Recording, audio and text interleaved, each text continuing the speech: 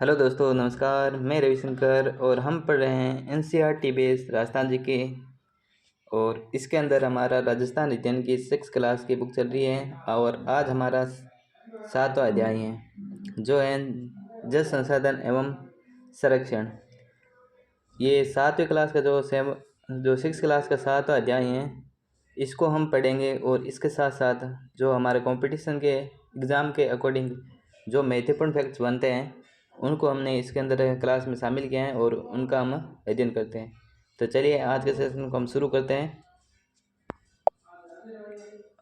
7वां अध्याय जो है जल संसाधन एवं संरक्षण, इसके बारे में हम पढ़ने वाले हैं। इसके अंदर अपवाह तंत्र है, इसको हम देख लेते हैं। सबसे पहले राजस्थान के अंदर कितने अपवाह तंत्र हैं, तो समापन के आधार पर राजस्थान के अंदर 3 अपवाह तंत्र के अंदर बांटा जा सकता है।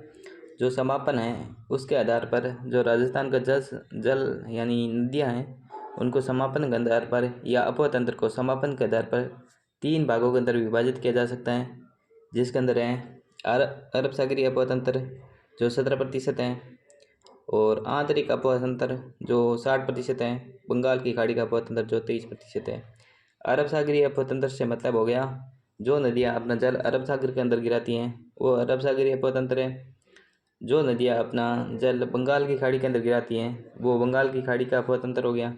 और आंतरिक अपवाह तंत्र यानी वे नदियाँ जो अपना जल ना ही तो अरब सागर के अंदर गिराती हैं और ना ही अपना जल बंगाल की खाड़ी के अंदर गिराती हैं, वो सारी की सारी नदियाँ किसके अंदर आएगी, वो सारी सारी नदियाँ आंतरिक अपवाह तंत्र के अंदर आएगी। जो सर्वाधिक यानी 60% जो क्षेत्र है वो इसी के अंदर आता है।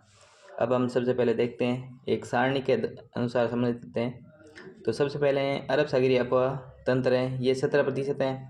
बंगाल की खाड़ी का अपवाह तंत्र 23% है और आंतरिक अपवाह तंत्र जो 60% है। तो चलिए आगे बढ़ते हैं।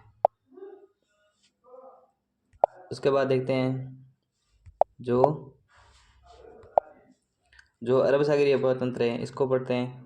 अरब सागरीय अपवाह तंत्र, बंगाल की खाड़ी का अपवाह तंत्र और आंतरिक अपवाह तंत्र, इनको आगे देखते हैं। अरब सागरीय अपवाह तंत्र, अरब सागरीय अपवाह तंत्र है, इसके अंदर माही है और माही की सहायक नदियाँ हो गई इसके अंदर, जैसे सोम, जाखम, साबरमती, पश्चिम बनास और लूणी नदी। सारी सहायक नदियाँ नहीं हैं इसकी, सोम और जाखम 2 सहायक नदियाँ हो गई और साबरमती, पश्चिम बनास, लूणी ये किसके अंदर आती है, ये अरब सागरीय अपवाह तंत्र के अंदर शामिल होती हैं। और उसके बाद चंबल नदी, ये चंबल नदी का सारा जो अपवाह तंत्र है ये किसके अंदर शामिल होता है, ये होता है बंगाल की खाड़ी के अपवाह तंत्र के अंदर शामिल होता है।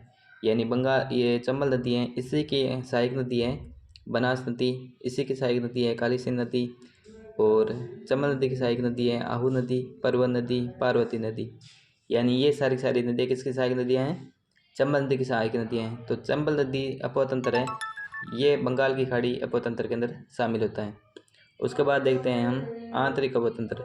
आंतरिक अपवाह तंत्र के अंदर घग्गर नदी है, कांतली नदी है, कांकनी नदी है, मेथा नदी है, रूपनगढ़ नदी है, रूपारेल नदी है और साबी नदी है। तो ये जितनी भी नदियाँ हैं अब हम इनको एक एक करके इनका विस्तृत अध्ययन करते हैं। तो चलिए अब हम सबसे पहले स्टार्ट करते हैं आंतरिक अपवाह तंत्र की नदियाँ। जो सबसे बड़ी आंतरिक अपवाह तंत्र की नदी घग्गर नदी हो जाएगी। तो हम स्टार्ट करते हैं घग्गर नदी से। आंतरिक अपवाह तंत्र की नदियाँ, इसके अंदर जब वो पहली नदी है वो कौन सी हो जाएगी, हमारी घग्गर नदी है। तो घग्गर नदी के बारे में पढ़ते हैं। घग्गर नदी है, ये अंतर्राष्ट्रीय नदी है, यानी ये इसका उद्गम हिमाचल प्रदेश में इसका उद्गम होता है और राजस्थान में बहती हुई ये पाकिस्तान के अंदर जाकर के समाप्त होती हैं। यानी कि ये हमारे भारत से बाहर भी बहती है, इसीलिए इसको हम अंतर्राष्ट्रीय नदी कहते हैं। इसके जो घग्गर नदी है इसके अन्य नाम कौन कौन से हैं, तो अब हम देख लेते हैं घग्गर नदी का अन्य नाम। तो घग्गर नदी है, इसे सरस्वती नदी, वैदिक नदी, द्वस्वती नदी, राजस्थान का शोक, मृत नदी, नट नदी, चौतांग नदी, सोतर नदी आदि नामों से इसको जाना जाता है। यानी कि आपको क्वेश्चन पूछा जा सकता है, जैसे राजस्थान का शोक किस नदी को कहा जाता है, तो वो कौन सी नदी है? वो है घग्गर नदी। और मृत नदी, सरस्वती नदी, वैदिक नदी, सरस्वती नदी, इनका क्वेश्चन पूछे जाते हैं और अच्छे क्वेश्चन बनते हैं यहाँ से, थोड़ा सा ध्यान में रखना है। तो चलिए आगे देखते हैं। अब इसको देख लेते हैं। मैंने थोड़ा सा उल्टा लिया है इसके मैप को। ये शिवालिक हैं, जो ये है हमारी कौन सी हो जाएगी? घग्गर नदी है ये। और ये घग्गर नदी है, ये कहाँ से निकलती है? तो ये शिवालिक पहाड़ियों से निकलती है, जो हिमाचल प्रदेश के अंदर स्थित हैं, कालका के अंदर। यहाँ से इसका उद्गम होता है। और जो घग्गर नदी है, इसी के किनारे हिमाचल प्रदेश के अंदर बनने वाली सभ्यता स्थित है। और इसी के अंदर हिमाचल प्रदेश के अंदर ओटू झील स्थित है।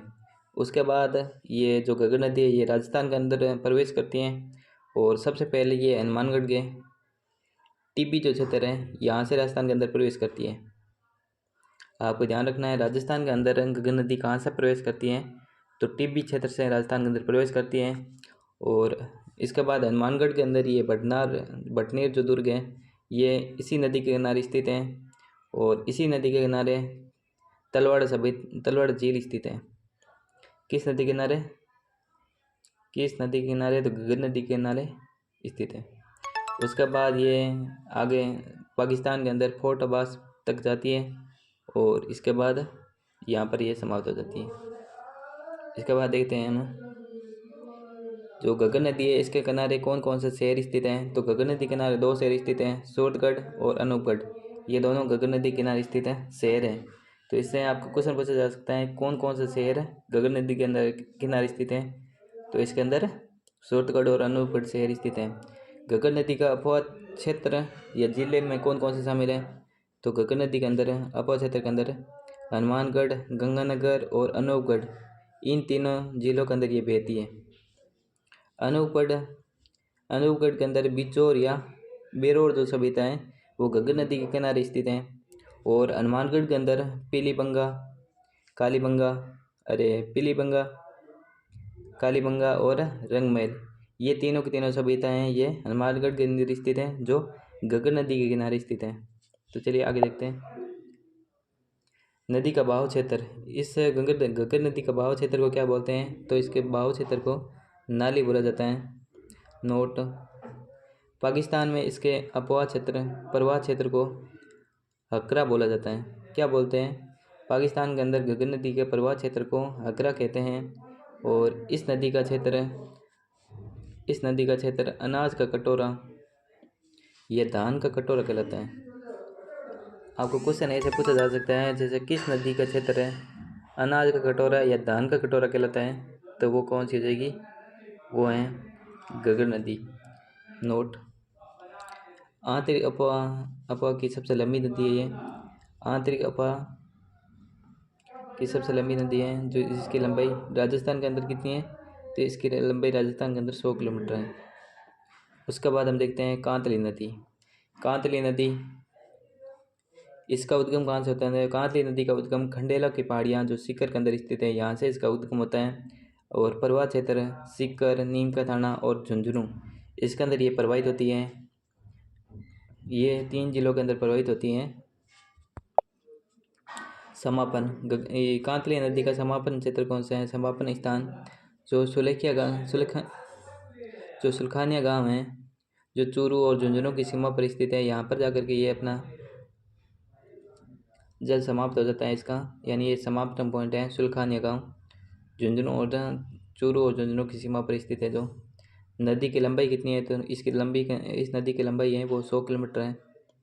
सभ्यता सुनारी व गणेश सभ्यता इस नदी के किनारे स्थित हैं। जो सुनारी और गणेश सभ्यता जो कांतनी नदी के किनारे स्थित हैं। और ये किस जिले के अंदर स्थित हैं? तो ये नीम का थाना जो जिला है, इसके अंदर स्थित हैं। वेरी वेरी इंपॉर्टेंट है, ये आपको ध्यान में रखना है।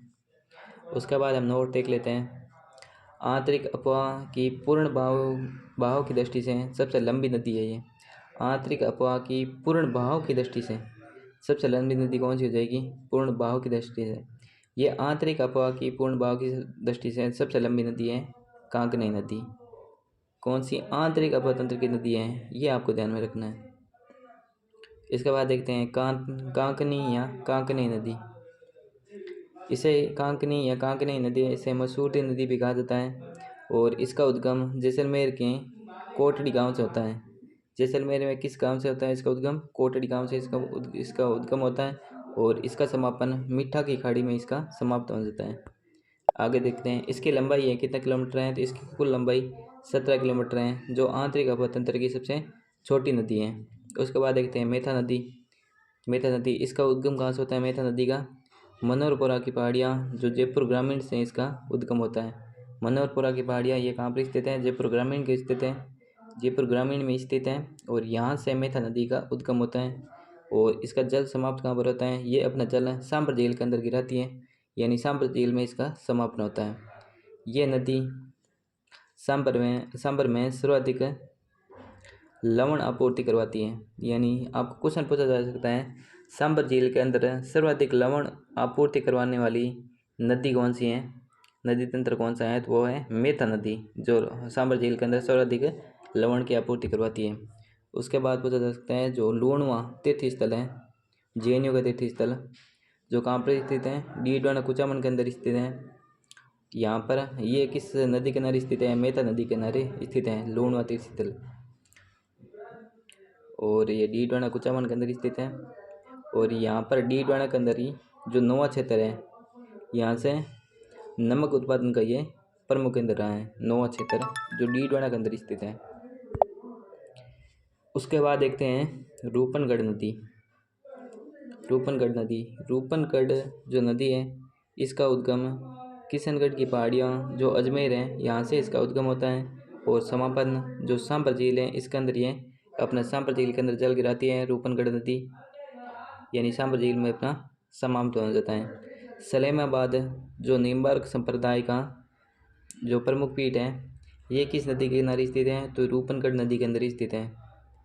तो आपको क्वेश्चन ऐसे पूछा जा सकता है, जैसे सलेमाबाद जो निम्बार्क संप्रदाय की प्रमुख पीठ है, ये किस नदी के किनारे स्थित है? तो ये रूपनगढ़ नदी के किनारे स्थित हैं। उसके बाद सांबर झील के अंदर अन्य नदियाँ जो अपना जल गिराती हैं, वो कौन कौन सी नदियाँ हैं? तो वो हैं खारी, खंडेला, जप्पोग नाला और तयोदो का नाला, नलियासर नाला, देवयानी का नाला, देवयानी जिसे देवयानी नाला, ये सारे के सारे अपना जल है ये सांबर झील के अंदर गिराते हैं। तो ये खारी नदी सांबर झील के अंदर अपना जल गिराती है, और जो खारी नदी है ये तीनों अपतंत्र के अंदर आएगी। आंतरिक अपतंत्र में ये खारी नदी जो सांबर झील के अंदर जल गिराती है, उसके बाद बंगाल की खाड़ी के अंदर और अरब सागर दोनों के अंदर और आएगी। तो चलिए आगे देखते हैं साबी नदी, इसका उद्गम कहाँ से होता है? तो सेवर की पहाड़ियों से होता है और इसका समापन हरियाणा के अंदर इसका समापन हो जाता है। बहाव क्षेत्र कौन कौन से हैं? तो ये सेवर की पहाड़ियों से साबी नदी निकलती है, जो कोटपुतली बेरोड खेर तलतीचरा में बहती हुई हरियाणा के अंदर जाकर अपना जल समाप्त हो जाता है। उसके बाद देखते हैं रूपारेल नदी है, इसका उद्गम कहाँ से होता है? तो इसका उद्गम रूपारेल नदी का उद्गम थानागाजी की पहाड़ियाँ अलवर से इसका उद्गम होता है और ये अपना जल है, यानी इसका समापन कहाँ पर होती है? ये अपना जल मोती झील के अंदर गिरा देती हैं, जो भरतपुर के अंदर स्थित है। और इसका बहाव क्षेत्र के अंदर कौन कौन से जिले सम्मिलित होते हैं? तो अलवर, भरतपुर और डीग, ये 3 जिलों के अंदर अपना बहाव क्षेत्र है किसका? रूपारेल नदी का। आगे देखते हैं, अब हम देखते हैं अरब सागरीय अपवाह तंत्र। अरब सागरीय अपवाह तंत्र है, इसके बारे में पढ़ते हैं, यानी कि इसमें अरब सागरीय अपवाह तंत्र है, इसके अंदर हम सबसे पहले पढ़ते हैं माही नदी के बारे में पढ़ते हैं। तो माही नदी के अन्य नाम कौन कौन से हैं? तो माही नदी को आदिवासियों की गंगा, वागड़ की गंगा, कांठल की गंगा, दक्षिण राजस्थान की स्वर्णरेखा आदि नाम से इसे जाना जाता है। और इसका उद्गम कहाँ से होता है? तो मेहंद झील जो अमरूर पहाड़ी पर स्थित है मध्य प्रदेश के अंदर, यहाँ से इसका माही नदी का यहाँ से उद्गम होता है। किस झील से होता है? तो मेहंद झील जो अमरूर पहाड़ी पर स्थित है मध्य प्रदेश के अंदर, यहाँ से माही नदी का उद्गम होता है और इसका समापन कहाँ पर होता है, तो खंभात की खाड़ी जो गुजरात के अंदर स्थित है, यहाँ पर ये अपना जल समाप्त हो जाता है, यानी यहाँ पर ये इसका समाप्त होती है ये नदी। और राजस्थान में ये कहाँ से प्रवेश करती है, तो राजस्थान में प्रवेश खोदू गांव जो बांसवाड़ा के अंदर स्थित है, यहाँ से ये राजस्थान के अंदर प्रवेश करती हैं। और कर्क रेखा को ये 2 बार काटने वाली नदी है। ये इंपॉर्टेंट है कि कर्क रेखा को 2 बार कौन सी नदी काटती है, तो वो है माही नदी काटती है। और ये उल्टे यू या वी आकार के अंदर बहने वाली नदी है, उल्टे वी या यू आकार के अंदर बहती है। आगे दक्षिण से प्रवेश करके दक्षिण से वापस निकलने वाली नदी है, यानी ये दक्षिण से ही प्रवेश करती है और दक्षिण के अंदर वापस निकल जाती हैं। और इसकी कुल लंबाई कितनी है, तो इसकी कुल लंबाई 576 किलोमीटर है, जो राजस्थान के अंदर 171 किलोमीटर अंदर ये राजस्थान के अंदर बहती है। उसके बाद देखते हैं इसका प्रवाह क्षेत्र कौन कौन से राज्यों के अंदर है, तो इसका प्रवाह क्षेत्र राजस्थान है, मध्य प्रदेश है और गुजरात के अंदर ये बहती है, यानी ये 3 राज्यों के अंदर बहती है, राजस्थान, मध्य प्रदेश और गुजरात। और इसका अंदर जो माही नदी है, इसके अंदर त्रिवेणी संगम बनते हैं। तो कौन सा त्रिवेणी संगम है, जो सबसे महत्वपूर्ण त्रिवेणी संगम है और बार बार यहाँ से क्वेश्चन भी पूछे गए हैं, ये त्रिवेणी संगम है कि जो है माही, सोम, माही और जाखम नदियों का त्रिवेणी संगम है, जो डूंगरपुर बेणेश्वर के अंदर बनता है। कहाँ पर बनता है, तो डूंगरपुर बेणेश्वर के अंदर सोम, माही, जाखम का त्रिवेणी संगम बनता है, जिसे आदिवासियों का कुंभ या आदिवासियों का महाकुंभ कहा जाता है। और यहाँ पर आदिवासियों का जो कुंभ है, महाकुंभ है, यहाँ पर खंडित शिवलिंग की पूजा की जाती है। और यहाँ पर मेला कब लगता है, तो माघ पूर्णिमा को यहाँ पर मेला पड़ता है। माघ पूर्णिमा को यहाँ पर आदिवासियों को विशाल मेला पड़ता है, याद रखना है। तो क्वेश्चन पूछा जा सकता है तो कि ये बेणेश्वर कहाँ पर स्थित है, तो डूंगरपुर के अंदर स्थित है। आदिवासियों का महाकुंभ किसे कहा जाता है, तो बेणेश्वर, डूंगरपुर को कहा जाता है। और सोम, माही, जाखम नदियों का त्रिवेणी संगम किस स्थान पर होता है, तो बेणेश्वर, डूंगरपुर के अंदर होता है। ये सारे क्वेश्चन यहाँ से बनते हैं, अच्छे से ध्यान रखना है। सबसे इम्पोर्टेंट ये सबसे इम्पोर्टेंट है ये जो त्रिवेणी संगम बनता है यहाँ का।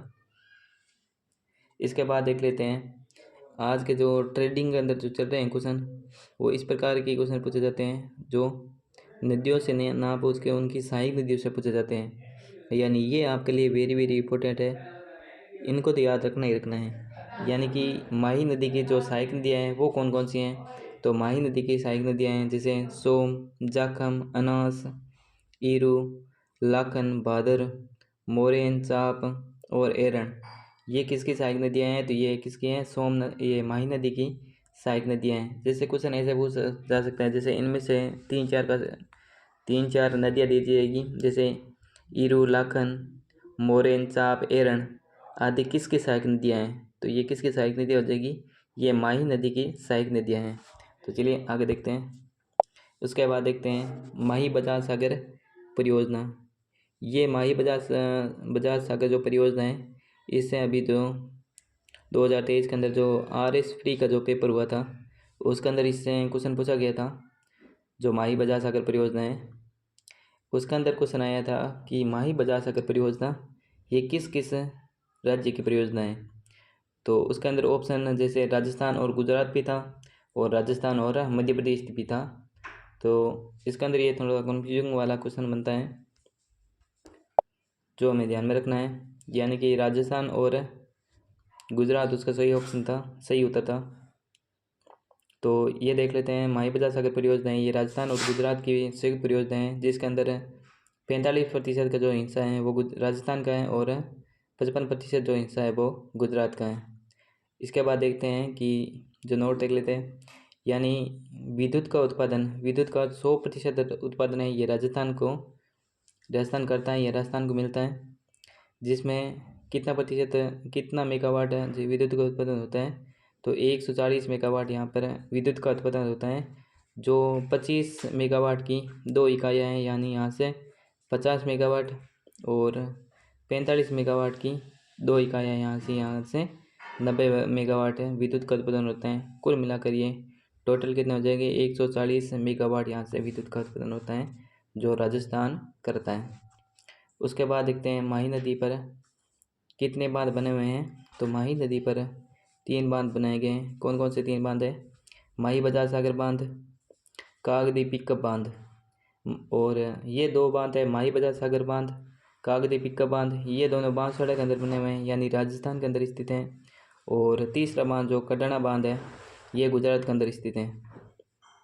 ये तीनों के तीनों बांध इम्पोर्टेंट है, यानी इनसे क्वेश्चन बन सकते हैं। जैसे कागदी पिकअप बांध ये कहाँ पर स्थित है? तो ये बांसवाड़ा के अंदर स्थित है। और ऐसा भी क्वेश्चन पूछा जा सकता है, जैसे कागदी पिकअप बांध है ये किस नदी पर स्थित है? तो ये माही नदी पर स्थित है। तीनों बांध इंपॉर्टेंट है, याद रखना है। तो चलिए आगे देखते हैं। इसके बाद देखते हैं माही नदी की सहायक नदी सोम नदी। सोम नदी है, इसका उद्गम कहाँ से होता है? सोम नदी का उद्गम पिच्छामेड़ी का पहाड़ी है, पिच्छामेड़ा की पहाड़ी उदयपुर से इसका उद्गम होता है सोम नदी का। और फुलवारी के नाल अभ्यारण्य जो है ये सोम नदी पर स्थित है। फुलवारी का नाल अभ्यारण्य ये किस नदी पर स्थित है? तो ये सोम नदी पर स्थित है।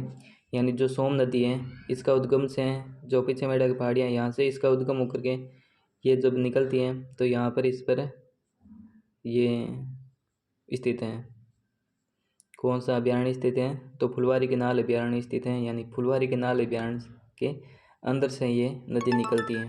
उसके बाद देखते हैं सोम नदी पर ही सोम, कमला और अम्बा परियोजनाएं ये यहाँ पर इसी पर स्थापित की गई, यानी शुरू की गई हैं। सोम, कमला, अम्बा परियोजना ये किस किस राज्य के अंदर स्थित हैं? ये उदयपुर और डूंगरपुर की सीमा पर इसको शुरू किया गया है। तो ये इन दोनों की परियोजनाएं यानी कि इन दोनों की सीमा पर स्थित हैं। उसके बाद देखते हैं तो कि जो सोम नदी है इसकी सहायक नदियाँ कौन कौन सी हैं? तो सोम की सहायक नदियाँ हैं जखम, टिड्डी, सारणी, चारणी। ये दोनों नदियाँ इंपॉर्टेंट हैं, सारणी, चारणी और गोमती। यानी कि नदियाँ तो सहायक नदियाँ सारी इंपॉर्टेंट ही है, आपकी याद ही रखनी है। इनसे बहुत सारे क्वेश्चन बनते हैं, यानी कि ये ट्रेडिंग क्वेश्चन है जो सहायक नदी से बनते हैं। यानी सारणी और जारणी किसकी सहायक नदियाँ हैं? तो ये सोम की सहायक नदियाँ हैं। टिड्डी, गोमती, जाखम इनका भी ध्यान में रखना है। तो चलिए आगे देखते हैं। उसके बाद देखते हैं हम जखम नदी। जखम नदी है, इसका उद्गम कहाँ से होता है? तो इसका उद्गम भंवर माता की जो पहाड़ी है प्रतापगढ़ अंदर, यहाँ से इसका उद्गम होता है। किसका? जाखम नदी का उद्गम होता है भंवर माता की पहाड़ी प्रतापगढ़ से। और जो सीता माता अभ्यारण्य है ये किस नदी पर स्थित है? तो सीता माता अभ्यारण्य ये जाखम नदी पर स्थित है, यानी यहाँ से ये नदी निकलती है जाखम नदी। और इसी के ऊपर ये बीच में कौन सा अभ्यारण्य स्थित है? तो ये स्थित है आपका सीता माता अभ्यारण्य जो प्रतापगढ़ नगर स्थित है। ये आपको ध्यान में रखनी है। और इसकी जो सहायक नदी है वो कौन कौन सी हो जाएगी? इसकी सहायक नदियाँ हैं जाखम की सहायक नदी हो जाएगी, जैसे सरमई और करमई दोनों इंपॉर्टेंट हैं। यानी सारणी और जारणी तो उसके पीछे सोम नदी की सहायक नदी थी वो तो थी सारणी और जारणी। और करमई और सरमई ये किसकी सहायक नदी हैं? तो ये हो जाएगी जाखम नदी की सहायक नदियाँ हैं, करमई और सरमई। उसके बाद देख लेते हैं जो जाखम बांध है जो प्रतापगढ़ के अंदर स्थित है ये किस नदी पर स्थित है? तो ये जाखम नदी पर जाखम बांध स्थित हैं। ये तो आपको याद रखने में कोई प्रॉब्लम नहीं होगी, क्योंकि जाखम बांध जाखम नदी पर स्थित है, प्रतापगढ़ नदी स्थित है। और ये राजस्थान का सबसे ऊंचा बांध है, यानी 81 मीटर ऊंचा है जो राजस्थान का सबसे ऊंचा बांध है। इससे इससे अच्छा क्वेश्चन बनता है, यानी ये आपको ध्यान में रखना है कि राजस्थान का सबसे ऊंचा बांध कौन सा है? तो वो है जाखम बांध जो प्रतापगढ़ के अंदर स्थित है। जिला भी याद रखना है कि प्रतापगढ़ के अंदर स्थित है और 81 मीटर इसकी ऊंचाई है, 81 मीटर ऊंचाई है इसकी। उसके बाद देखते हैं ये लूणी नदी। लूणी नदी है, इसका अन्य कौन कौन से नामों से जाना जाता है? लूणी नदी को अन्य किस किस नाम से जानते हैं? तो लूणी नदी को अन्य लवणवती नदी, मरुस्थल की गंगा, पश्चिमी राजस्थान की गंगा, मरुदवरदा, आदि खारी, आदि मीठी नदी, सिकरा नदी आदि नाम से इसको जाना जाता है। यानी इसमें अच्छे क्वेश्चन बनते हैं कि जो मरुस्थल की गंगा है किस नदी को कहते हैं? तो यह लूणी नदी को बोला जाता है। उसके बाद मरुदवरदा किस नदी को कहा जाता है? और पश्चिमी पश्चिम राजस्थान की गंगा किस नदी को कहते हैं? ये अच्छा क्वेश्चन है। पश्चिमी राजस्थान की गंगा किस नदी को बोलते हैं? तो ये लूणी नदी को बोला जाता है। तो चलिए इसके आगे देखते हैं, इसका समापन कहाँ पर होता है? तो ये अपना जल है ये कच्छ का रेण के अंदर गिराती है और यहाँ पर इसका समापन हो जाता है। और इसका उद्गम कहाँ से होता है? तो इसका उद्गम नागपाड़ जो अजमेर के अंदर स्थित है, यहाँ से इसका उद्गम होता है। इस जो लूणी नदी है इसकी कुल लंबाई कितनी है? तो लूणी नदी की कुल लंबाई 495 किलोमीटर है, जो राजस्थान के अंदर 330 किलोमीटर बहती है। कितनी किलोमीटर बहती है राजस्थान के अंदर? 330 किलोमीटर ये राजस्थान के अंदर बहती है और शेष गुजरात के अंदर बहेगी। इस नदी का जल है ये बालोतरा तक है तो मीठा होता है तथा उसके बाद ये खारा हो जाता है। बालोतरा तक ये लूणी नदी का जल है ये मीठा रहता है, लेकिन उसके बाद ये इसका जल खारा हो जाता है। इसके बाद देखते हैं इसके बाहु क्षेत्र के अंदर कौन कौन से ज़िले सम्मिलित होते हैं। तो इसका बाहु क्षेत्र के अंदर सबसे पहले ये अजमेर से निकलती हैं। अजमेर से निकलने के बाद ये नागौर के अंदर प्रवेश करती है और नागौर के अंदर प्रवेश करने के बाद ये उसके बाद ब्यावर के अंदर प्रवेश कर जाती हैं। ब्यावर के अंदर प्रवेश करने के बाद जोधपुर ग्रामीण में प्रवेश करती हैं। जोधपुर शहर के अंदर नहीं जाएगी, जोधपुर ग्रामीण में प्रवेश करके यहाँ से ये बालोतरा के अंदर प्रवेश कर जाएगी और बालोतरा से फिर बाड़मेर और फिर सांचौर के अंदर प्रवेश कर जाएगी। यानी ये 7 ज़िले हैं जिनका ये प्रवाह क्षेत्र है। और 8वां ज़िला है जो पाली है। पाली का एक चोपड़ा गांव है, यहाँ पर ये प्रवाहित होती है चोपड़ा गांव के अंदर, लेकिन इसको अभी तक कन्फ्यूजिंग के अंदर है ये टॉपिक है। ये मतलब ये जो चोपड़ा गांव है, क्योंकि ये थोड़ा सा चोपड़ा गांव के अंदर से निकलती है, यानी कंफर्म नहीं है अभी तक। जो सरकारी डेटा आएंगी उसके अंदर पता चलेगा कि पाली को शामिल करते हैं या नहीं करते हैं। यानी नोट आपको ध्यान में रखना है कि लूणी नदी पाली के चोपड़ा गांव के किनारे से बहती हैं। ये थोड़ा सा ध्यान में रखना है, बस इतना ही ध्यान में रखना है कि चोपड़ा गांव के किनारे से बहती हैं। लेकिन उसके बाद का ये थोड़ा सा बाद में देख लेता हूँ। उसके बाद देखते हैं जब नागपाड़ है जो अजमेर के अंदर, यहाँ पर भारी वर्षा होती है तो इसमें जो बाढ़ है ये बालोतरा के अंदर आती है। क्यों आती है बालोतरा के अंदर बाढ़ क्यों आती है? तो इसका ये एक रीज़न है कि जो बालोतरा जो शहर है ये नदी का जो पेटा होता है उससे नीचे स्थित है।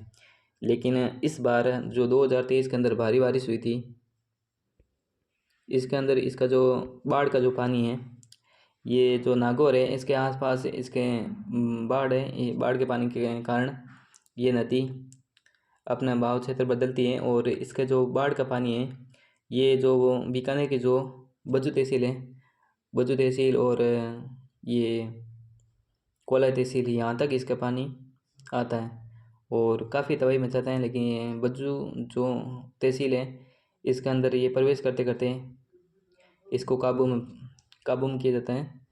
इसके अंदर प्रशासन द्वारा काफ़ी मेहनत की गई थी। तो चलिए इसके बाद हम आगे देखते हैं। ज़्यादा नुकसान नहीं हुआ था बज्जू के अंदर, क्योंकि बज्जूपत तक आते आते ये कंट्रोल हो गई थी। तो चलिए आगे देखते हैं लूणी की सहायक नदियाँ। तो लूणी की सहायक नदी कौन कौन सी हैं इसके बारे में पढ़ते हैं। लूणी की सहायक नदियाँ हैं जोजड़ी, लीलड़ी, गुइया, खारी, सारणी, सागी, मिठड़ी, सूकड़ी और जवाई। ये जो सहायक नदियाँ हैं ये किसकी सहायक नदियाँ हैं? ये लूणी की सहायक नदियाँ हैं। इसके बाद देखते हैं जोजड़ी जो सहायक नदी है, इसका उद्गम कहाँ से होता है? तो ये पोंटलू की पहाड़ियाँ जो नागौर के अंदर स्थित है, यहाँ से इसका उद्गम होता है, पोंटलू की पहाड़ी से। जोजड़ी नदी का ये जोजड़ी नदी लूणी की एकमात्र सहायक नदी है जिसका उद्गम अरावली से नहीं होता है तथा ये दाहिने किनारे से लूणी के अंदर मिलती है। यानी इसका उद्गम है ये अरावली की पहाड़ियों से ना होकर के जो दाहिने जो नागौर है यहाँ से पोंटलू की पहाड़ियों से इसका उद्गम होता है और ये दाहिने किनारे से मिलने वाली लूणी की एकमात्र सहायक नदी है। उसके बाद देख लेते हैं सूकड़ी नदी। जो सूकड़ी नदी है इस नदी के किनारे है, ये इस नदी पर है बांकली बांध है, ये इस नदी पर बना हुआ है। यानी कि क्वेश्चन पूछा जा सकता है कि बांकली बांध किस नदी पर बना हुआ है, तो ये सूखड़ी नदी पर बना हुआ है। उसके बाद देखते हैं लूनी की सबसे बड़ी सहायक नदी कौन सी है, तो लूनी की सबसे बड़ी जो सहायक नदी है वो हो जाएगी जवाई। तो लूनी की सबसे बड़ी सहायक नदी कौन सी हो जाएगी, जवाई। आगे देखते हैं, ये थोड़ी सी इसके बारे में इन्फॉर्मेशन है, ध्यान में रखना, अच्छे क्वेश्चन बनते हैं इससे सहायक नदियों से। उसके बाद देखते हैं बंगाल की खाड़ी अपवा तंत्र। बंगाल की खाड़ी का जो अपवा तंत्र है इसके बारे में देखते हैं। तो इसमें सबसे पहले देखते हैं चंबल नदी। बंगाल की खाड़ी का अपवा तंत्र है, उसमें सारा जो अपवा तंत्र है ये चंबल नदी का अपवा तंत्र है। यानी चंबल नदी की जो सहायक नदियाँ हैं इनसे मिलकर ये सारा अपवा तंत्र बनता है। तो सबसे पहले देखते हैं कि चंबल नदी का अन्य नाम कौन कौन से हैं। चंबल नदी को अन्य किस किस नाम से जानते हैं, तो चंबल नदी है इसको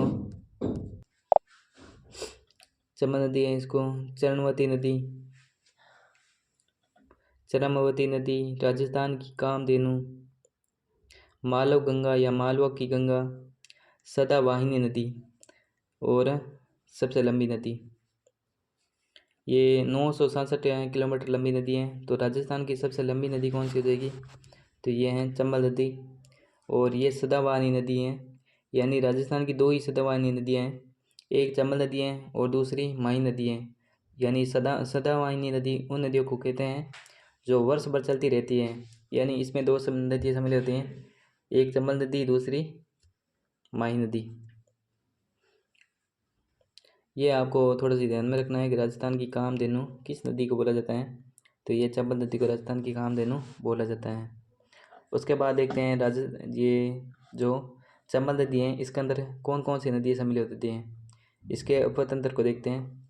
तो सबसे पहले ये चंबल नदी यहाँ से निकलती है, ये सारी ये चंबल नदी है और ये यमुना नदी है, ये दोनों आपको देख लें।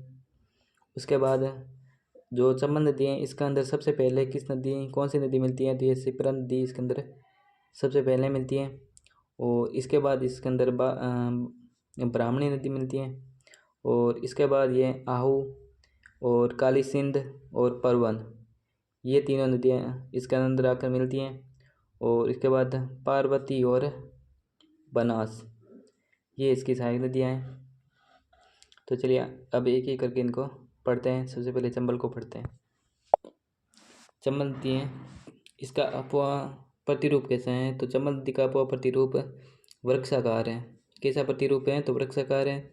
चंबल नदी का उद्गम कहाँ से होता है, चंबल नदी का उद्गम है ये जानापाव पहाड़ी जो मध्य प्रदेश के अंदर स्थित है, यहाँ से इसका उद्गम होता है चंबल नदी का। और इसका समापन कहाँ पर होता है, तो यमुना नदी के अंदर जो उत्तर प्रदेश के अंदर स्थित है यमुना नदी, इसके अंदर ये इटावा के पास यमुना नदी के अंदर अपना जल गिरा देती है वहाँ पर। और उसके बाद ये बंगाल की खाड़ी के अंदर अपना जल गिराती है। हो डाइट तेरी का राज बता क्यों मार खू। सॉरी, थोड़ी सी माफी चाहते हैं, बीच में फोन आ जाता है कभी कभी। तो चलिए इसके बाद देखते हैं इसका प्रवाह क्षेत्र, यानी किस किस राज्य के अंदर प्रवाहित होती है, तो ये मध्य प्रदेश, राजस्थान और उत्तर प्रदेश के अंदर तीन राज्यों के अंदर प्रवाहित होती है। और इसकी कुल लंबाई कितनी है, तो चंबल नदी है इसकी कुल लंबाई कितनी हो जाएगी, तो इसकी 967 किलोमीटर इसकी कुल लंबाई है। जो राजस्थान के अंदर है 135 किलोमीटर राजस्थान के अंदर प्रवाहित होती हैं। और राजस्थान और मध्य प्रदेश इसकी सीमा पर 241 किलोमीटर प्रवाहित होती हैं। और शेष जो रह जाती है वो उत्तर प्रदेश के अंदर प्रवाहित होती हैं। यानी राजस्थान के अंदर ये प्रवेश कहाँ से करती हैं, तो राजस्थान के अंदर जो चंबल नदी हैं ये 84 चित्तौड़गढ़ से ये प्रवेश करती हैं। यानी जो चित्तौड़गढ़ के अंदर ये अपना प्रवेश करती हैं, जो 84 जो गांव हैं यहाँ से ये सबसे पहले प्रवेश करती हैं। और इसके बाद देखते हैं कि प्रवाह क्षेत्र के अंदर कौन कौन से ज़िले सम्मिलित होते हैं, यानी चंबल नदी किस किस ज़िले के अंदर प्रवाहित होती हैं, तो ये चंबल नदी चित्तौड़गढ़, कोटा, बूंदी, सवाई माधोपुर, करौली, धौलपुर के अंदर प्रवाहित होती हैं। और इसके बाद ये उत्तर प्रदेश के अंदर प्रवाहित होती हुई यमुना के अंदर अपना जल गिरा देती हैं। तो चलिए आगे देखते हैं। चंबल नदी में राजस्थान में मिलने वाली प्रथम जो सहायक नदी है वो कौन सी है, चंबल नदी के अंदर राजस्थान में मिलने वाली प्रथम सहायक नदी है बामनी नदी। जो भैंस रोड बामनी नदी है इसके किनारे पर ही भैंसरोडगढ़ चित्तौड़गढ़ स्थित है। भैंसरोडगढ़ जो किला है चित्तौड़गढ़ के अंदर स्थित है, जिसे राजस्थान का वलोर कहा जाता है। ये किस नदी के किनारे स्थित है? तो ये बामनी नदी के किनारे स्थित है। और चंबल नदी, इस पर कौन कौन से जलप्रपात बने हुए हैं? तो सबसे महत्वपूर्ण जो जलप्रपात है वो है चूलिया जलप्रपात, जो चित्तौड़गढ़ के अंदर स्थित है, जो चंबल नदी पर बना हुआ है। और इसकी ऊंचाई 18 मीटर है। कितनी ऊंचाई है इस जो जलप्रपात है? इसकी 18 मीटर ऊंचाई है और ये राजस्थान का सबसे ऊंचा जलप्रपात है। इंपॉर्टेंट क्वेश्चन बनते हैं यहाँ से कि राजस्थान का सबसे ऊंचा जलप्रपात कौन सा है? तो वह है चूलिया जलप्रपात। इसको याद करने में ज़्यादा प्रॉब्लम नहीं होगी, क्योंकि आप चे से याद रख सकते हो। जैसे चूलिया जलप्रपात चित्तौड़गढ़ के अंदर चंबल नदी के अंदर स्थित है, तो चे से जुड़े हुए हैं तो आपको आसानी से याद रह जाएगा, कोई दिक्कत नहीं है इसके अंदर। इसके बाद आगे देखते हैं चंबल नदी है, इस पर कौन कौन से बांध बने हुए हैं? तो चंबल नदी पर 4 बांध बनाए गए हैं, जो है गांधी सागर बांध। सबसे पहला जो बांध आता है वो है गांधी सागर बांध। ये मध्य प्रदेश के अंदर स्थित है और इससे 23 मेगावाट की 5 इकाइयाँ कार्यरत हैं, जिससे 115 मेगावाट विद्युत का उत्पादन होता है। और उसके बाद जो बांध आता है वो है राणा प्रताप सागर बांध, जो चित्तौड़गढ़ राजस्थान के अंदर स्थित है। चित्तौड़गढ़ राजस्थान में स्थित है प्रताप सागर बांध। और इस पर 43 मेगावाट की 4 इकाइयाँ कार्यरत है, जिससे 172 मेगावाट विद्युत का उत्पादन होता है। उसके बाद आती है जवाहर सागर बांध। इसके बाद कौन सा आता है? जवाहर सागर बांध, जो कोटा के अंदर स्थित है, कोटा राजस्थान में। इस पर 33 मेगावाट की 3 इकाइयाँ हैं, यानी 99 मेगावाट विद्युत का उत्पादन होता है। और उसके बाद आता है कोटा बैराज का मतलब होता है जहाँ से मतलब जल का सप्लाई होती है, यानी जो जल से संबंधित होता है, यानी जहाँ से नदियाँ निकाली जाती हैं। और ये कोटा के अंदर स्थित है और यहाँ से विभिन्न प्रकार की नदियाँ निकाली गई है। आगे देखते हैं चंबल नदी में दक्षिण से मिलने वाली सबसे बड़ी सहायक नदी कौन सी है? तो चंबल के अंदर दक्षिण से मिलने वाली सबसे बड़ी सहायक नदी है वो है काली सिंध नदी। ये आपको ध्यान में रखना है कि दक्षिण से मिलने वाली सबसे बड़ी सहायक नदी कौन सी है? तो काली सिंध नदी है। और चंबल की सबसे बड़ी सहायक नदी कौन सी हो जाएगी? तो वह सबसे बड़ी सहायक नदी तो बनास नदी है। क्वेश्चन इसका अधिक पूछा जाता है कि चंबल की जो सबसे बड़ी सहायक नदी कौन सी है? तो इसके अंदर बनास नदी है, जो चंबल की सबसे बड़ी सहायक नदी है। तो अब हम पढ़ते हैं बनास नदी, चंबल की सहायक नदी जो बनास है, इसके बारे में पढ़ते हैं। जो बनास नदी है इसके अन्य नाम कौन कौन से हैं? तो वन की आशा और वर्णाशा इसको बोलते हैं। इसको भी याद रखने में ज़्यादा प्रॉब्लम नहीं होगी। जैसे बनास नदी है, इसके किससे आपको वन से आप याद कर सकते हो कि वन की आशा बोलते हैं, और वन की आशा यानी वर्णाशा, ये तो आपको ऐसे याद रह जाएगा। यानी ये इसके नाम है, याद रखना है, थोड़ा सा क्वेश्चन पूछे जाते हैं इससे। राजस्थान में पूर्ण बहाव की दृष्टि से, यानी राजस्थान के अंदर पूर्ण बहाव की दृष्टि से सबसे लंबी नदी कौन सी है? तो वो हो जाएगी, कौन सी नदी हो जाएगी? वो बनास नदी है, जो 480 किलोमीटर प्रवाहित होती है। पूर्ण बहाव यानी इसका जो पूर्ण बहाव है ये राजस्थान के अंदर ही है, और ये 480 किलोमीटर राजस्थान के अंदर बहती है, यानी ये राजस्थान की सबसे पूर्ण बहाव की दृष्टि से सबसे लंबी नदी है। इसके बाद आगे देखते हैं।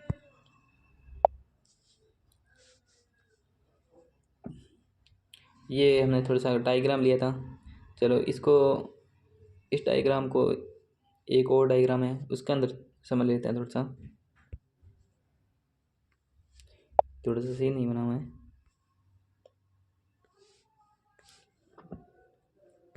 इसके अंदर देख लेते हैं। ये सबसे पहले ये कौन सी जगह, ये बीच के अंदर स्थित है, ये है बनास नदी, और यहाँ पर ये आ जाएगी चंबल नदी।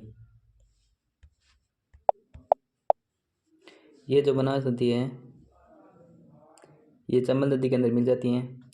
और ये बनास नदी है, बनास नदी का उद्गम कहाँ से होता है? तो बनास नदी का उद्गम खमनोर की पहाड़ियाँ जो राजसमंद में स्थित है, यहाँ से इसका उद्गम होता है। और इसके बाद इसकी सहायक नदियाँ हैं उनको पढ़ लेते हैं। तो इसकी जो सहायक नदियाँ हैं वो सबसे पहले हम पढ़ते हैं आयड नदी।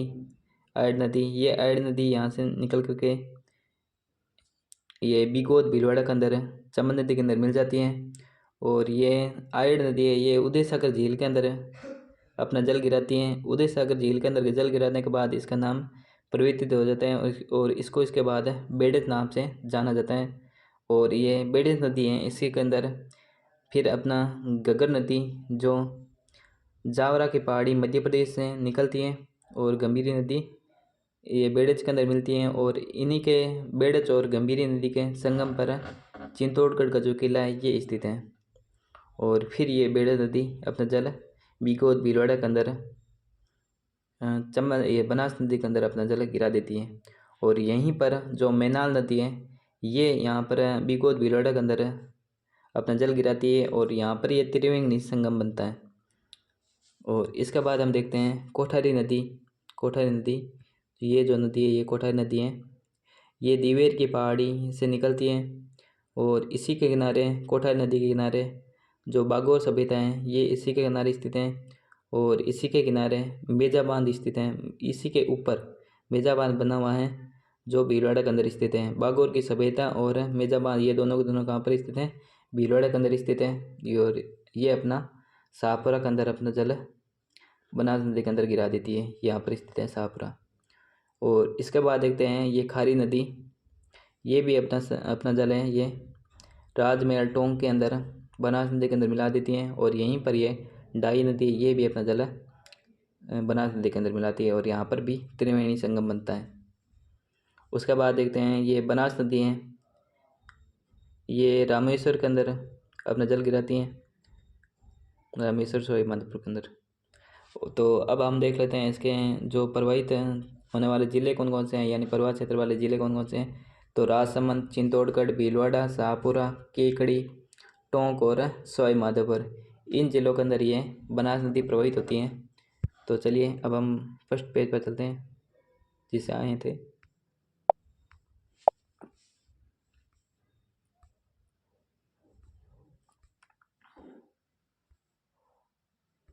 कौन सा है वो, ये वाला। तो चलिए अब आगे देखते हैं। अब हम देख लेते हैं इसके बहाव क्षेत्र में कौन कौन से ज़िले सम्मिलित होते हैं। तो इसके बहाव क्षेत्र के अंदर राजसमंद, चित्तौड़गढ़, भीलवाड़ा, शाहपुरा और केकड़ी, टोंक, सवाई माधोपुर के अंदर ये प्रवाहित होती हैं। अब हम देखते हैं बनास नदी पर 3 त्रिवेणी संगम बने हुए हैं। तो बनास नदी के ऊपर 3 त्रिवेणी संगम बने हुए हैं। वो कौन कौन से हैं? तो एक बनता है बीगोत भीलवाड़ा के अंदर जो बनास, बेड़च और मैनाल नदी के इन तीनों का संगम होता है। कहाँ पर? बनास, बेड़च और मैनाल, इन तीनों का संगम होता है बीगोत भीलवाड़ा के अंदर। उसके बाद सेकंड है बनास, डाई और खारी का त्रिवेणी संगम होता है जो राजमहल टोंक के अंदर होता है। और इसके बाद बनास, चंबल और सीप, इन तीनों नदियों का रामेश्वर, सवाई माधोपुर के अंदर त्रिवेणी संगम बनता है। ये यहाँ पर स्थित है रामेश्वरम, सवाई माधोपुर के अंदर, जहाँ पर ये बनास, चंबल और सीप तीनों नदियों का त्रिवेणी संगम बनता है। ये तीनों के दिनों तो जो त्रिवेणी संगम ये इम्पोर्टेंट है, थोड़ा ध्यान में रखना है। यानी बीगोत भीलवाड़ा, राजमहल टोंक और रामेश्वरम, सवाई माधोपुर के अंदर। उसके बाद देखते हैं बनास की सहायक नदियाँ। बनास की सहायक नदियाँ कौन कौन सी हैं? तो सबसे पहले देखते हैं आयड या बेड़च नदी। आयड या बेड़च नदी है, इसका उद्गम कहाँ से होता है? तो इसका उद्गम गोगुंद के पहाड़ी या उदयपुर से इसका उद्गम होता है। और ये उदय सागर जो झील है इसमें अपना जल गिराने के बाद ये अपना जो नाम है इसका नाम परिवर्तित हो जाता है और इसे उसके बाद बेड़च नाम से जाना जाता है। यानी उदय सागर झील में जल गिरने के बाद इस नदी का जो नाम है ये बेड़च हो जाता है। और बेड़च और गंभीरी नदी है, इनके संगम पर चित्तौड़गढ़ दुर्ग बना हुआ है। तो ये क्वेश्चन काफ़ी बार पूछा गया है कि चित्तौड़गढ़ दुर्ग है ये किन नदियों के संगम पर स्थित है? तो बेड़च व गंभीरी नदियों के संगम पर स्थित है। इसके बाद देखते हैं बेड़च नदी पर चित्तौड़गढ़ के अंदर जो गोसुंडी बांध है ये बनाए गए हैं। तो गोसुंडी बांध किस नदी पर बना हुआ है? तो चित्तौड़गढ़ के अंदर बेड़े नदी पर बना हुआ है गोसुंडी बांध। ये ध्यान में रखना है, अच्छे से क्वेश्चन है। उसके बाद देखते हैं मेनाल जो नदी है, इसके बाद देखते हैं मेनाल नदी, इसका उद्गम कहाँ से होता है? तो जावरा की पहाड़ियाँ जो मध्य प्रदेश से इसका उद्गम होता है। और ये राजस्थान में ये प्रवेश कहाँ से करती हैं? तो राजस्थान में प्रवेश है निम्बा हेड़ा जो चित्तौड़गढ़ है यहाँ से ये राजस्थान के अंदर प्रवेश करती हैं। कौन सी नदी? मेनाल नदी जो निम्बा हेड़ा चित्तौड़गढ़ से राजस्थान के अंदर प्रवेश करती है। और ये अपना समापन कहाँ पर होता है? तो चित्तौड़गढ़ के अंदर ये अपना जो जल है ये बेड़े के अंदर गिरा देती है। और उसके बाद देखते हैं मेनाल नदी, मेनाल नदी है ये भीलवाड़ा से निकलकर भीलवाड़ा में ही अपना जल है ये बनास में मिल जाती हैं, यानी भीलवाड़ा से निकलती हैं और भीलवाड़ा के अंदर ही बनास के अंदर मिल जाती हैं। उसके बाद देखते हैं मेनाल जलप्रपात। मेनाल जो जलप्रपात है ये मेनाल नदी पर स्थित है, जो किस जिले के अंदर स्थित है? भीलवाड़ा के अंदर। इसको याद रखना है, इंपॉर्टेंट है इसके अंदर। जो मेनाल जलप्रपात है ये किस नदी पर स्थित है? ऐसा क्वेश्चन पूछा जा सकता है। तो मेनाल नदी पर स्थित है, तो ज़्यादा प्रॉब्लम नहीं होगी। जिला याद रखना है आपको, भीलवाड़ा। बाकी मेनाल जलप्रपात तो मेनाल नदी के नाम से ही है तो याद रह जाएगा। आगे देखते हैं। अब हम देखते हैं कोठारी नदी। ये कोठारी नदी है, इसका उद्गम कहाँ से होता है? कोठारी नदी का उद्गम होता है दिवेर के पहाड़ी जो राजसमंद के स्थित है, यहाँ से इसका उद्गम होता है। और इसका जो समापन है ये शाहपुरा के अंदर अपना जल है ये बनास नदी के अंदर गिरा देती हैं। और इस नदी पर जो कोठारी नदी पर इस नदी के किनारे बागोर सभ्यता तथा मेजा बांध स्थित हैं जो भीलवाड़ा जिले के अंदर हैं। इसी नदी किनारे यानी कोठारी नदी इसी किनारे बागोर सभ्यता और मेजा बांध ये दोनों इसी पर स्थित हैं जो भीलवाड़ा जिले के अंदर स्थित हैं। ग्रीन माउंट पार्क है ये इसी नदी के किनारे विकसित किया जा रहा है, ग्रीन माउंट पार्क। उसके बाद देखते हैं खारी नदी। खारी नदी इसका उद्गम कहाँ से होता है? तो खारी नदी का उद्गम होता है बिजराल की पहाड़ी राजसमंद से इसका उद्गम होता है। और जो खारी नदी पे अच्छा क्वेश्चन बनता है वो यही है कि जो नारायण सागर बांध है ये किस नदी पर स्थित है? ये क्वेश्चन है ना नारायण सागर वाला, ये अभी BSTC का जो पेपर हुआ था उसके अंदर पूछा गया था कि जो नारायण सागर बांध है ये किस नदी पर स्थित है? तो ये खारी नदी पर स्थित है। ये आपको क्वेश्चन याद रखना है, ये बहुत इंपॉर्टेंट क्वेश्चन है कि नारायण सागर बांध किस नदी पर स्थित है? तो किस नदी पर? खारी नदी पर स्थित है। खारी नदी का उद्गम बिजराल के पहाड़ी राजसमंद से होता है। अब आगे देखते हैं खारी नदी का जो प्रवाह क्षेत्र है ये किस किस जिले के अंदर है? तो राजसमंद, भीलवाड़ा, शाहपुरा, ब्यावर। ब्यावर पर स्टेयर लगा रखा है यानी ये अभी तक कंफर्म नहीं है। और केकड़ी और टोंक इन जिलों से के अंदर ये प्रवाहित होती हैं। और समापन यानी राजमहल टोंक के अंदर ये बनास नदी के अंदर मिल जाती हैं। उसके बाद देखते हैं नोट, यानी राजस्थान में खारी नाम की 3 नदियाँ हैं। राजस्थान के अंदर खारी नाम से 3 नदियाँ हैं जो आंतरिक अपवा तंत्र के अंदर भी आती हैं, यानी आंतरिक अपवा तंत्र के अंदर जो अपना जल सांबर झील के अंदर गिराती थी वो छोटी सी नदी हैं। और अरब सागरीय अपवा तंत्र है इसके अंदर जो लूणी नदी है इसकी सहायक नदी है खारी नदी, ये अरब सागर के अंदर अपना जल गिराती है। और बंगाल की खाड़ी जो अभी हम पढ़ रहे हैं ये खारी नदी है जो चंबल की सहायक नदी है, यानी कि ये तीनों अपर क्षेत्र के अंदर आती हैं, खारी नाम की नदियाँ आती हैं। उसके बाद हम देखते हैं डाई नदी, यानी इसका उद्गम कहाँ से होता है? इसका उद्गम अजमेर से होता है। डाई नदी का उद्गम अजमेर से होता है। और प्रवाह क्षेत्र तो ये किस किस जिले के अंदर प्रवाहित होती हैं? तो ये अजमेर, केकड़ी और टोंक के अंदर प्रवाहित होती हैं। आगे देखते हैं तो उसके बाद देखते हैं बाणगंगा नदी जो जयपुर की महत्वपूर्ण नदी रही थी। बाणगंगा नदी है इसके अन्य नाम कौन कौन से हैं? तो बाणगंगा नदी है ये अर्जुन की गंगा कहलाती हैं। अर्जुन की गंगा, महाभारतकालीन गंगा या महाभारतकालीन नदी, रूटित नदी, ताला नदी आदि नामों से हैं जो बाणगंगा नदी हैं इसको जाना जाता है।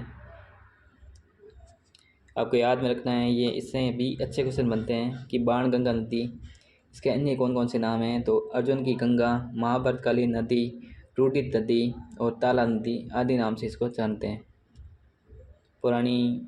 चलिए आगे देखते हैं। ये किस किस ज़िले के अंदर प्रवाहित होती है?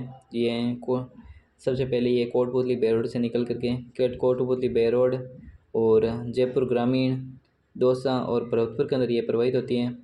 और भरतपुर के अंदर आते आते ये पहले जल अपना यमुना के अंदर गिराती थी, लेकिन वर्तमान के अंदर ये भरतपुर के आस पास आते आते अपनी विलुप्त हो जाती है। और इसी के किनारे यानी बाणगंगा नदी के किनारे जमो रामगढ़ बांध, इसी नदी पर जमो रामगढ़ बांध और माधव सागर बांध, ये दो बांध इसी नदी पर बने हुए हैं। यानी आपसे क्वेश्चन पूछे जा सकते हैं जैसे जमो रामगढ़ बांध और माधव सागर बांध ये किस नदी पर बने हुए हैं? तो ये बाणगंगा नदी पर बने हुए हैं।